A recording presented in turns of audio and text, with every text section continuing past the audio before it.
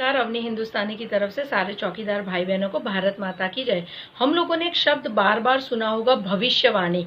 लेकिन जो पिछले काफी सालों में जो भविष्यवाणियां हुई है वो अब सच होती हुई दिखाई दे रही है।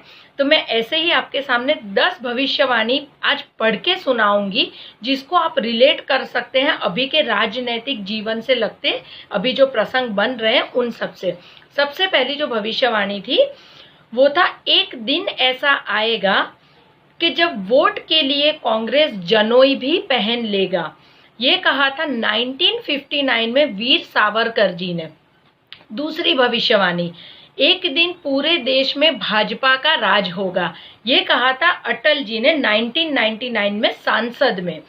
तीसरी भविष्यवाणी, मैं भारत को कांग्रेस मुक्त करके रहूंगा। ये और किसी ने नहीं, हमारे प्रिय मोदी जी ने कहा था 2010 में। एक चौथी भविष्यवाणी है, मैं आज कांग्रेस छोड़ रहा हूं, पर मैं शपथ लेता हूं कि मैं इसी कांग्रेसी विचारधारा के विरुद्ध एक ऐसा संगठन खड़ा करूंगा जो इनका नामो निशान मिटा देगा, चाहे इसके लिए मुझे 100 जन्म ही क्यों ना लगे। 800 साल की गुलामी के सामने 100 साल और सही, लेकिन यही संगठन भारत को वापस अखंड भारत बनाएगा। ये बोला था केशव बलिराम हेडगे जी ने 1922 नागपुर में।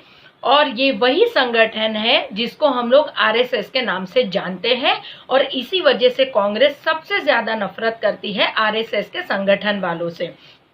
पांचवी भविष्यवाणी, भारत सरकार 500 और 1000 के नोट अचानक बंद करे, इससे देश की आधी समस्या कुछ साल में खत्म हो जाएगी। ये कहा था बाबा रामदेव जी ने, बार बार कहा है। 2006 से लेके 2013 तक उनका ये स्टेटमेंट हमेशा रहा है। छठी भविष्यवाणी थी, जिस दिन मरा हुआ हिंदुत्व गर्व से कहेगा कि मैं हिंदू हूं, उस दिन अमेरिका भी भारत की परंपराओं के सामने नतमस्तक होगा। ये और किसी ने नहीं, ये कहा था स्वामी विवेकानंद जी ने 1893 में। सातवीं भविष्यवाणी, आज गौ हत्या आंदोलन के सामने इंदिरा गांधी ने 1 घंटे में 400 साधु को गोली चलाकर मार डाला। मैं कांग्रेस की पार्टी को श्राप देता हूं कि एक दिन हिमालय में तपस्या कर रहा एक साधु आधुनिक वेशभूषा में सांसद में वर्चस्व करेगा और कांग्रेस को नष्ट भी करेगा। एक ब्राह्मण का ये श्राप है, और एक ब्राह्मण का श्राप कभी खाली नहीं जाता है।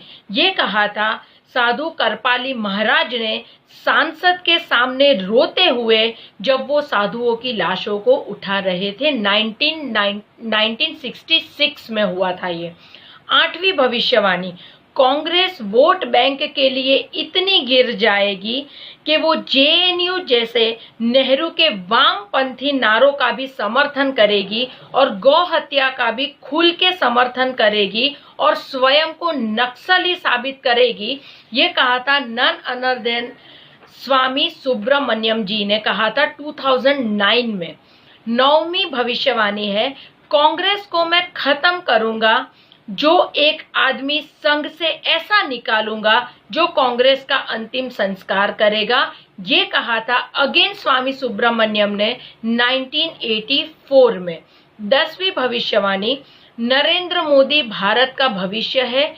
2002 के गुजरात के दंगों का दोष उन पे मत थोपो, वो निष्पाप है, वरना भारत से हिंदुत्व खत्म हो जाएगा।